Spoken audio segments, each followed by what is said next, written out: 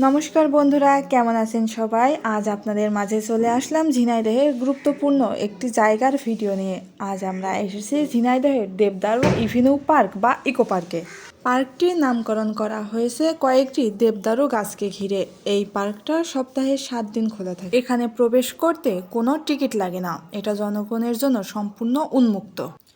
দেবদারু Avenue বা eco পার্কটির পাশে আছে সরকারি কয়েকটি স্থাপনা, পাশে আছে জেলা রেজিস্ট্রার অফিস, শিল্পকলা একাডেমি, জেলা প্রশাসকের বাংলো, পুরাতন জেলখানা, যার জন্য এই পার্কটি জনগুরুত্বপূর্ণ পার্ক বলে পরিচিত।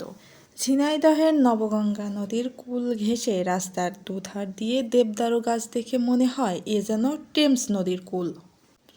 এই পার্কটির পুরাতন ইতিহাস ঘাঁটলে সবার প্রথমে নাম উঠে আসে সাহিত্য সম্রাট বঙ্কিমচন্দ্র চট্টোপাধ্যায়ের। 1885 সালের 1 জুলাই বঙ্কিমচন্দ্র চট্টোপাধ্যায় ঝিনাইদহের ডেপুটি ম্যাজিস্ট্রেট ও ডেপুটি কালেক্টর পদে যোগদান করেন। কিন্তু তার সময়কার স্থাপনাগুলো বিলীন হয়ে গেছে। তবে ঝিনাইদহ জেলার বুক চিরে বয়ে চলা নবগঙ্গা নদীর তীরের শতবর্ষী দেবদারু গাছের সারিগুলো তার স্মৃতি বহন করছে। বঙ্কিমচন্দ্র চট্টোপাধ্যায়ের স্মৃতি বিজড়িত 30টি শতবর্ষী দেবদারু গাছ এখনও বেঁচে আছে, যার রক্ষণাবেক্ষণ করেন ঝিনাইদহ পৌর কর্তৃপক্ষ। ব্রিটিশ আমলের ঐতিহাসিক ঝিনাইদহ শহরের প্রাণকেন্দ্রে অবস্থিত দেবদারু এভিনিউ।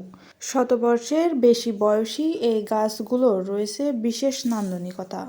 ব্রিটিশ আমলের দেবদারু গাছগুলোই যেন এই পার্কটিকে সন্তানের মতো ছায়া দিয়ে আগলে রেখেছে বছরের পর বছর।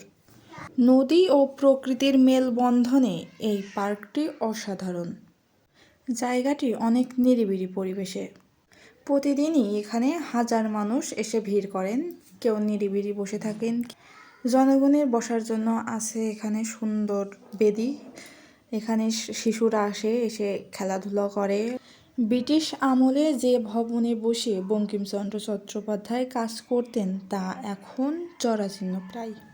463টি প্রকল্প থেকে 20-এর ভিতর জায়গা করে নিয়ে আন্তর্জাতিক Aga Khan award for architecture 2022 জিতে নিয়েছে দেবদারু এভিনিউ বা ইকো পার্ক।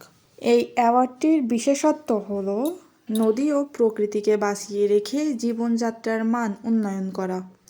বিনা পারিশ্রমিকে দেবদারু এভিনিউ পার্কের নকশা করেন প্রকৌশলী খন্দকার হাসিবুল কবির। বঙ্কিমচন্দ্র চট্টোপাধ্যায়ের চাকুরিকালের ইতিহাস থেকে জানা যায় ঝিনাইদহের পর তার অন্য কোথাও পোস্টিং হয়নি। 1891 সালের 14 সেপ্টেম্বর তিনি সরকারি চাকুরি থেকে অবসর নেন।